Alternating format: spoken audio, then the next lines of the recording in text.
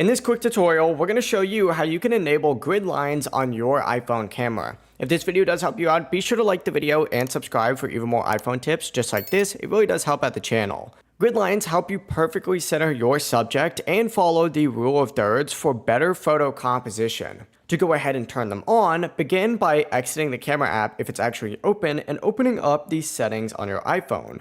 Scroll down on this page until you find the camera option. It should be by the general option for you, and open it up. From here, go ahead and find the composition section and you'll see an option for grid. Go ahead and toggle that on, and now when you go back to your camera app, you'll see that you'll have the grid lines on there. It really is as simple as that though. If you do have any questions, don't hesitate to ask us down in the comment section below and we can help you out.